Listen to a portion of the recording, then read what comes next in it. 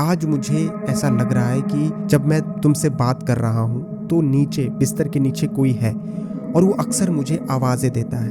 वो मेरे से बात करने की कोशिश करता है। वो दिखता भी बिल्कुल मेरी तरह ही है, लेकिन वो कभी मुझे सामने नहीं आता है। और जब भी मैं उसको कहता हूँ कि मम्मी पापा से मिलवाऊंगा तुम्हें, तो भी वो कभी सामने नहीं आता है। आज मैं आपको एक ऐसी कहानी सुनाने वाला हूँ जिसमें भाई एक 12 साल का लड़का जिसका नाम ऋतिक है और वो अचानक से गायब हो जाता है। लेकिन खुशखबरी वाली बात ये होती है कि 45 दिन बाद वो वापस मिल भी जाता है। लेकिन इस बार जो उसकी हरकतें हैं भाई, वो कहीं से भी बराबर नहीं लग रही हैं और उसमें कुछ ना कुछ चेंजेस दिख रहे हैं और पेरेंट्स ऑब्जर्व कर रहे हैं कि भाई कुछ तो अजीब है। लेकिन वो खुश है कि भाई उनका बच्चा वापस मिल गया। लेकिन यही खुशी उन सभी परिवार पे इतनी भारी पड़ती है कि कहानी सुनिए, पता ज़रूर लगेगा।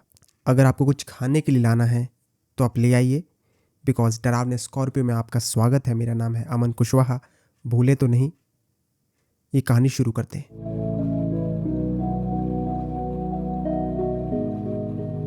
ऋतिक अपने परिवार में सिंगल चाइल्ड है और ऋतिक पढ़ाई लिखाई में बहुत अच्छा है। पिछली क्लास में वो अपनी क्लास का मॉनिटर भी रह चुका था। मतलब काफ़ी एक इंटेलिजेंट बच्चा हम इसे कह सकते हैं और लगभग 12 साल की इसकी उम्र थी। और मेन चीज़ ये थी कि उसके परिवार में जो उसके मम्मी और पापा दोनों थे, वो दोनों वर्किंग थे। तो इसी वजह से ऋतिक को काफ़ी परेशानी रहती थी। अकेलापन उसकी ज़िंदगी में बहुत था। वो चाहता था कि उसके मम्मी पापा उसकी जो ये अकेलापन ख़त्म करे, लेकिन बेचारे वो खुद ही फंसे रहते थे अपने काम में। तो दोनों ने ये सोचा कि यार हम तो टाइम निकाल नहीं पा रहे हैं, तो ऋतिक की भलाई के लिए हम ऐसा करते हैं, उसके ग्रैंड पेरेंट्स को बुला लेते हैं। तो जल्द ही जो ऋतिक के ग्रैंड पेरेंट्स, उसके ऋतिक के दादा दादी दोनों आ जाते हैं। बढ़िया। और इस वजह से ऋतिक बहुत खुश होता है। ऋतिक अपनी जिंदगी में एक काफी ब्रिलियंट माइंड वाला बच्चा था और जब उसकी नई नई किताबें आई तो वो बहुत ज्यादा एक्साइटेड रहता था कि भाई ये 9th क्लास है इस साल और क्या मुझे पढ़ने को मिलेगा। वाओ, मतलब वो काफी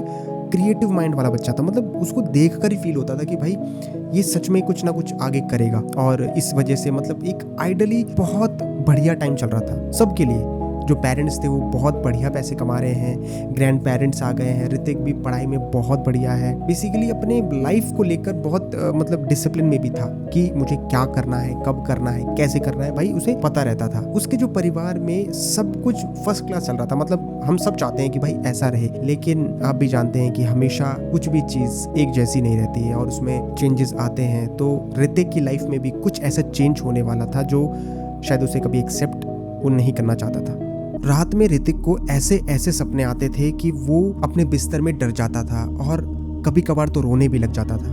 तो पेरेंट्स को हमेशा ऐसा लगता था कि शायद जो दादियाँ हैं उसकी कहानी सुनाती हैं काफ़ी सारी, तो इस वजह से शायद उसको परेशानी हो रही है। तो दादी ने भी अपनी कहानियाँ जो है कम कर दी थी सुनानी और इसी वजह से जो उन्हें लगता था कि शायद अब सही हो जाएगा, लेकिन ऐसा कुछ भी नहीं हुआ। और वो उसे हमेशा ऐसा लगता था कि भाई इस पूरे घर में वो अकेला नहीं है। मतलब उसके साथ हमेशा कोई है। जैसे आप कोई चीज़ महसूस कर पाते हो ना कि जैसे रोंगटे खड़े हो जाते हैं, आपको फील होता है कि भाई कुछ तो गड़बड़ है। तो ये बात वो हमेशा अपने पेरेंट्स को बताता था, लेकिन उसके पेरेंट्स जो थे वो उसको सीरियसली नहीं लेते थे। मतलब बोलते थे यार ये बच्चे ही तो हैं, इनको कहाँ इतना दिमाग है। और दादा दादी भी जो है इस बात पे मतलब ज़्यादा उतना नहीं करते थे, क्योंकि दादी को भी लगता था शायद मेरी कहानियाँ हैं जो ज़्यादा ऐसे दिमाग में जोर डाल रही, तो उन्हें भी कम कर दी थी कहानियाँ सुनाना। और ऋतिक अपने दोस्तों के साथ तो ये शेयर नहीं करना चाहता था, बिकॉज क्योंकि मजाक बनाते ना उसका, इसीलिए तो उसने भी सोचा कि यार नहीं, कुछ नहीं हो सकता।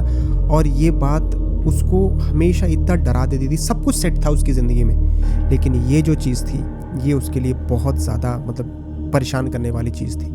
जब ऋतिक को कुछ समझ नहीं आ रहा था तो उसने सिर्फ एक काम किया कि उसने अपनी एक डायरी को दोस्त बनाया और उसमें सब कुछ वो लिखता था। मतलब जो भी वो महसूस करता था, जो भी उसके साथ होता था, वो सब कुछ लिखता था।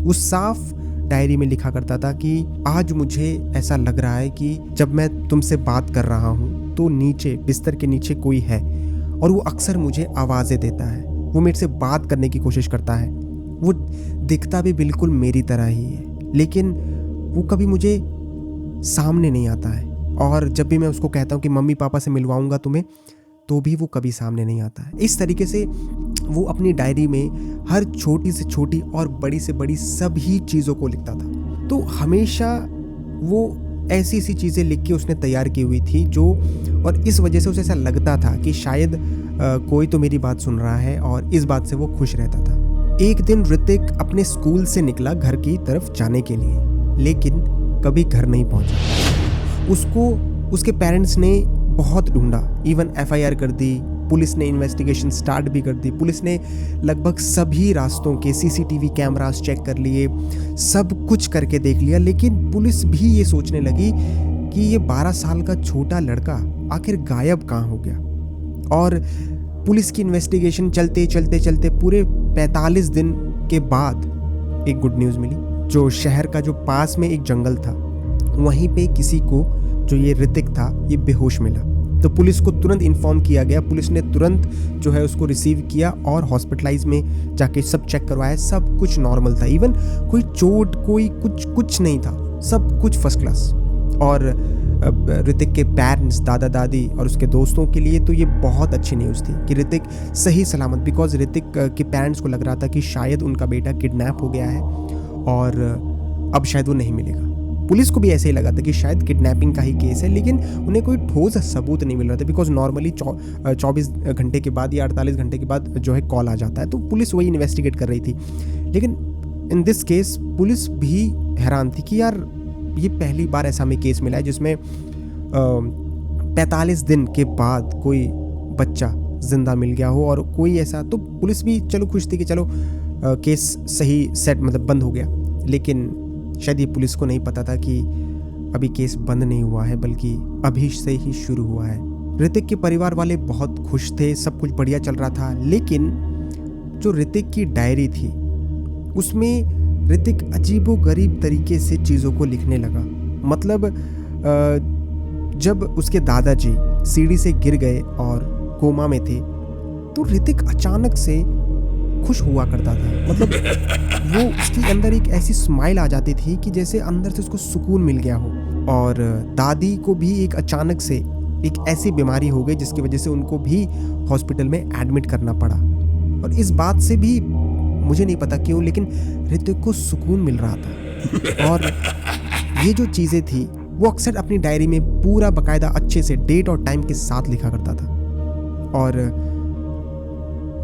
ऋतिक का जो परिवार था उसमें धीरे धीरे करके जो उसके सभी परिवार वाले रहस्यमय तरीके से गायब हो गए। मतलब अभी इतना अच्छा छोटा सा परिवार, खेलता इतना बढ़िया, लेकिन ना जाने उसको क्या हो गया। और ऋतिक अपनी सारी बातों को डायरी में लिखते लिखते एक दिन ऋतिक भी गायब हो गया। लोग कहते हैं कि किसी ने उनके ऊपर काला जादू कर दिया और शायद इसीलिए वो ऐसा है, लेकिन क्या सच है और क्या नहीं, ये सिर्फ एक चीज़ जानती है, वो है उसकी डायरी। और आज वो डायरी मेरे पास है। अगर मैं आपको दिखा दूं कि डायरी में क्या क्या लिखा है तो भाई आपके रोंगटे खड़े हो जाएंगे, बिकॉज ये बिल्कुल भी नॉर्मल नहीं है। अगर आप जानना चाहते हैं कि इस डायरी में मुझे आखिर क्या पढ़ने को मिला, ऐसे कौन से राज थे जो उस परिवार के साथ ख़त्म हो गए, लेकिन उस डायरी ने अपने अंदर उसको सिक्योरली रखा, और अगर आप कमेंट सेक्शन में मुझे बताएंगे तो मैं इसका पार्ट 2 ज़रूर बताऊंगा। और आज वो परिवार जो था वो पता नहीं कहाँ है, लेकिन वो डायरी में ऐसे सारे राज छिपे हुए हैं। क्योंकि ऋतिक ने वैसे अपनी तरफ से तो पूरी जानकारी दी थी, लेकिन शायद उसके पेरेंट्स ही उसे सीरियसली नहीं ले रहे थे। मैं ये नहीं कहता हूँ कि ये सब चीज़ें होती हैं कि नहीं होती हैं, लेकिन अगर कोई व्यक्ति कह रहा है तो भाई उसकी बातों पे ध्यान दो। लेकिन खैर, जो हुआ सो हुआ। कैसी लगी आपको ये कहानी ज़रूर कमेंट सेक्शन में लिख के बताइए। सेकंड पार्ट बनाना है तो वो भी बताइए, मैं शुरू हो जाऊँगा। मिलते हैं किसी और डरावनी स्टोरी के साथ इसी चैनल में, डरावनी स्कॉर्पियो में। तब तक के लिए थैंक यू और नमस्कार।